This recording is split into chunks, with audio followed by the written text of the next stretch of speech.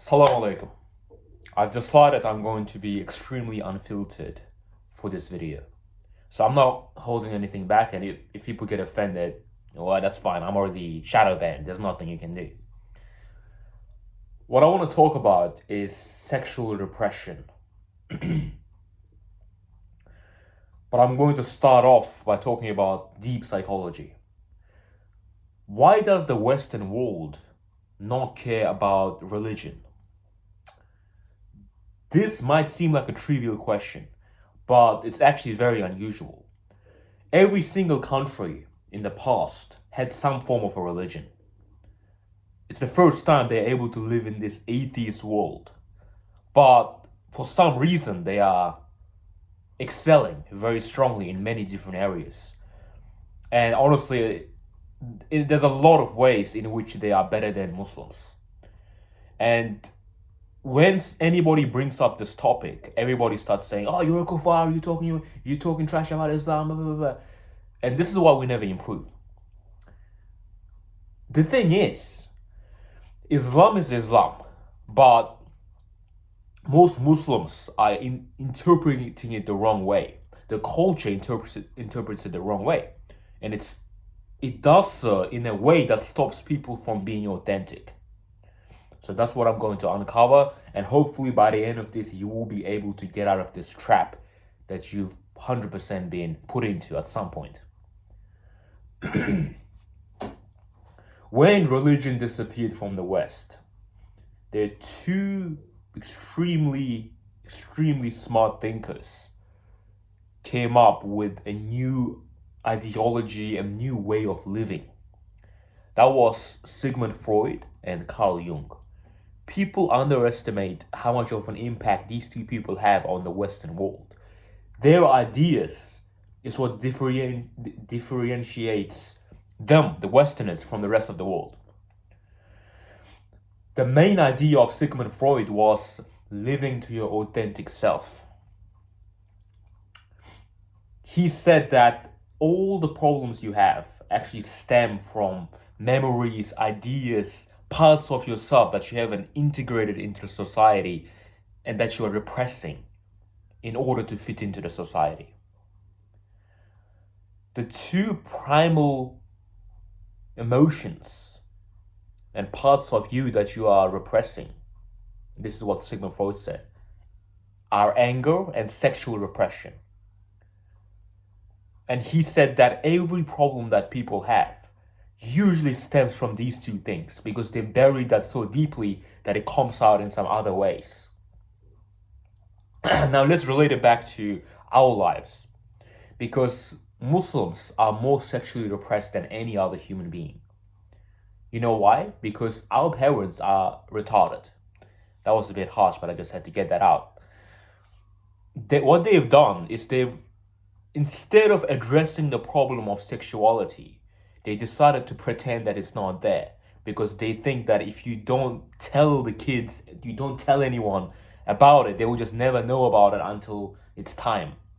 And that time, in their minds, can be at any point, whether you are 23, 30, 32, doesn't matter. Whenever they say so, that's when it's supposed to appear in your head. The problem is, this is such a deeply inbuilt system that we have. These urges, sexual urges, they are actually sexual urges control so much of our actions that we don't even realize.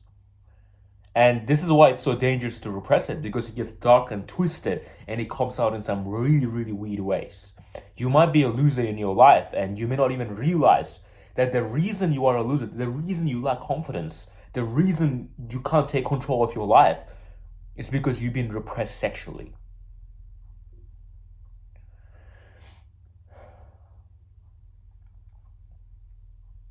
For those who are naive and those who blind themselves to the truth, I will just say it straight up. There are a lot of sexual dividends in the Muslim community. There are so many men and women who grew up get repressed. So what does this lead to? And again, I'm going to be as blunt as I want to be because I'm already shadow banned. This leads to kids getting raped by their uncles, getting sexually harassed by their family members, pedophiles, homosexuals, lesbians. Now, when I say these things, people are like, oh, Muslims don't have that big of an issue with those things. That's where you're wrong. We actually have a bigger issue with sexual deviation than most non-Muslim people. The difference is we repress it. I mean, we don't repress it, we just don't talk about it. Like, it's taboo to discuss those things, so it just stays in the family, so it doesn't come out because they're so scared to protect their reputation. But believe me, it happens more often than you would think. I think this new video came out recently of this little boy at the masjid when everyone was praying salah, and it's kind of, I found it funny, but it's actually not funny. This little boy starts poking this man's butt when he's praying salah, when he's in suhood. And it was really weird. Like, why would a little boy know that? He looks about 4 or 5 years old. How would he know to do that, to put his finger in there? Like, it's weird. He's most likely seen some things or has experienced some things. The problem is, as he grows up, he won't be allowed to talk about it because it's taboo. It's gonna ruin the family, culture, reputation, all that bullshit. None of that should really matter. Most important thing is to be authentic. But you guys aren't ready for that conversation. Well, some of you might be. So, before this psychological revolution, every single country was like this. The men were very tyrannical. They were very controlling. And because of that, they were able to stunt the growth of their family, and the entire innovation was stunted because the men in particular were very controlling. This is why this whole feminist thing came bursting out so hard, because women were very sick of men being this way. They're not like that anymore, most of them, but they still talk about it because they're retarded. Now it just started a wave of retardation. But this is why so many women have so much hate towards men, because they've experienced these tyrannical men. And honestly, I'm not the biggest fan of them either. So, you could call me a feminist in that regard. Islam takes care of this because it tells us to marry young. Everybody gets so crazy about your Prophet Muhammad married a 9-year-old. The people who say that, they wish that they were allowed to do that. You do realize that they're just manifesting their own repressed sexual desires. That's why they're getting angry about it. Any person I've seen talk about this, they are literally like pedophiles. Like, I know these people. So that's just a manifestation of their own repression. But Islam, what it does is it gives us a way where we can be authentic in a morally sufficient way. So polygyny, it ensures that men don't repress their sexuality. You can have 4 wives and you're good. Like, you won't feel like you're being repressed if you have 4 wives. And the age thing is not that big of a thing, right? Like, because there's a lot of pedophiles out there. But Islam allows people to marry young. Like, I'm not encouraging 40-year-olds to marry like 80-year-olds or 90-year-olds. I think that's kind of messed up. But if you are like, 20, 19, 18, 16, and you marry someone who's like 14, 13, that's actually normal. That's normal. People are going to be like, oh, you're going to groom her. That's normal. It's either you groom her or society grooms her. Because she's going to grow up having sex after like 13, 14 years of age if she grows up in certain places. So this just gives them a proper moral outlet. Everything that the West tries to talk down about Islam and sexuality is actually designed to stop us from repressing our needs. The Western world has a problem with this. To this day, even though they follow Freud's theory, they still have an issue with this. Because they don't have Islam. The only full solution to this is Islam. Even sexual liberation, all these things, they don't work. Only Islam works. And the people who have Islam but they still mess up, these are the people who aren't following it properly. They are putting culture above Islam. So when you take everything I'm saying, this concept arises of an authentic human being. And that's a very rare archetype of a person. Very, very rare. First thing you want to do when you want to become like that is you need to integrate all the dirty, disgusting, sexual, predatory instincts of yourself into your personality. This is terrifying because the society will hate you for it, or at least you think it will. And this is where you need to be a bit of a G. Because my whole life, I've had to repress so many sides of myself. Because of culture, because of upbringing, because of reputation. I had to sacrifice every single aspect, every single social aspect of my life in order to become an authentic being. And this is why I'm able to stand here in front of you now and speak so clearly. Now, I'm not trying to show off, but the reason I'm able to speak like this is because I'm not holding anything back. You go and try to talk like me for maybe 20 or 30 minutes on a video, you will realize how difficult it is. And the only way you're going to become a person who can articulate himself openly is when you stop repressing parts of yourself. I don't repress anything.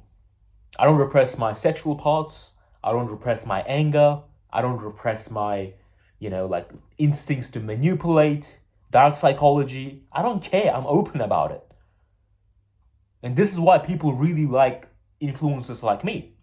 Because they're so authentic. They're not afraid to show these dark parts of themselves.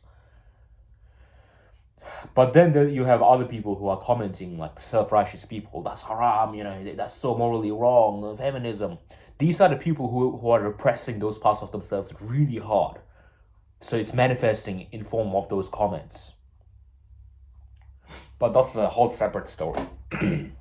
Let's get back to the topic. The other thing that most people tend to repress is anger. And this is the case with many, many Muslim people. As a young man, you're not allowed to get angry at your parents. And this creates a certain type of resentment that's very hard to get rid of. When your parents treat you unjustly and you're not allowed to get angry at them, what happens? It gets buried. You swallow it, you're like, okay. Time goes on and on and on, and it comes out in some really ugly ways. You're going to get really angry at your family for no reason. You're going to have anger issues for the rest of your life because you repressed that. The solution to this problem is not to burst out with anger every time you feel it, because that's going to make you a really weird person too. You're going to become a really trash person. But what's the alternative? One alternative is you repress it. And the thing with that is when you grow up, you're going to become a tyrannical father. You're going to become either a tyrannical father or you're just going to be a really, really horrible person. So there is a healthy way to integrate that anger. I urge you, if you are repressing your anger right now, to train martial arts twice a day. Most people won't do that. Obviously, a lot of people don't have time. But if you try that even for one weekend, you're going to realize how little anger you have. Even when your parents get angry at you, like they treat you unjustly, you're not going to care. You're going to be able to reason without anger. And until you are able to do that, your anger will control you for the rest of your life. You won't be an authentic being. I had huge issues with anger, especially towards my parents, until I started training martial arts. And nowadays, I just don't get angry anymore. Like, once in a while, I will still get angry and I will articulate it in a proper manner. Like, I won't get emotional. I'll say what I'm thinking, because it's not good to hold on to words that are important to speak. But I don't really have anger issues anymore, alhamdulillah. So, now you fix that. Now what do you fix? You fix the sexual aspect, and this is where it gets very difficult. The people who listen to my advice when I talk about authenticity and they try to talk to their parents about getting married young, that they're having these sexual urges, they threaten to cut their dick off. I'm not even talking about what happens to the women. It's even worse. This creates many issues: anger and sexual repression. And for this, I blame the parents 100%. I'm just going to be a G about it. I blame them 100%. This is not to say they're bad people, but in this scenario, they are retards. So how do you fix this? And this is where I'm going to get a little bit brutal. This is where you disobey your parents. I could tell you got a little bit spooked out, like, it's okay. Uncle Boris is here. I got you. It doesn't say in Islam that you need to obey your parents anywhere. It says you need to respect and honor them. It does not say you need to obey them. So, what this means is you are still to follow your authentic self.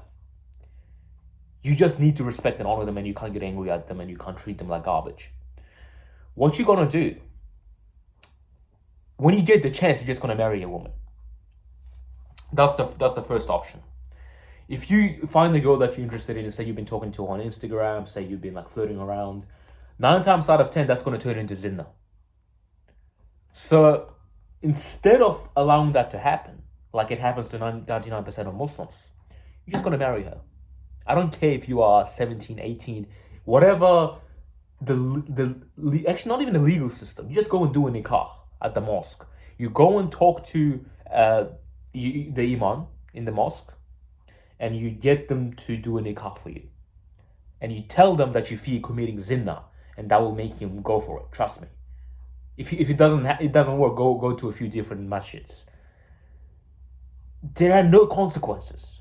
You get divorced, big whoop. At least you didn't fall into zina, and at least you didn't suppress your sexual desires. That's it. That's one of the ways, but I do understand that this is very unrealistic for a lot of men and a lot of women as well. For women, it's even hard. I'm not even going to get into that because I don't know. But this is the other option, and this also applies to men specifically. I can only speak from experience. Instead of pursuing those sexual desires, and instead of repressing it, you're going to entertain those fantasies in your mind. But you are going to think about them in the future. You're going to think, I'm going to act out all these sexual desires I have, like the legal ones, obviously, but only when I'm married. What do I need to do in order to get married to a beautiful woman that I can be sexually satisfied with? I need to self-improve. And the way you want to think about it is, the more you self-improve, the higher the quality of the woman is that you're going to marry. Because you will get married at some point, inshallah, through your parents, through the mosque. When you're older, it's going to be a lot easier, so that's fine. But you got to remember that the harder you work, the better quality mate you're going to get. So in that time, you have to work extremely hard. And this is one of the ways Freud recommended that people deal with these thoughts. You integrate that aggression, that anger, and the sexual desires into your ambition. And that's going to make you unstoppable. And you're going to achieve your goals a lot quicker than you can imagine.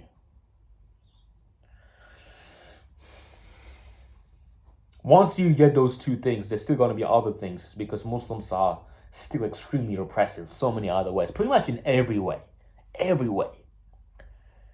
A lot of my videos, if you watch them, the underlying theme is the integration of your authentic self, even if I don't talk about it directly. So if you watch my other videos that I made recently, then you're going to be able to follow this you're going to be able to integrate your authentic self to your personality pretty easily. Specifically, I want you to understand the big 5 personality formula. I made a video about this. I think it's the one video before this one. And there's another one called Rediscover Your Original Self. Go and watch those two and find hobbies that are going to satisfy each personality trait you have. That's it for me. I hope this video changed your life, and if it did, inshallah, go spread it to your friends and family.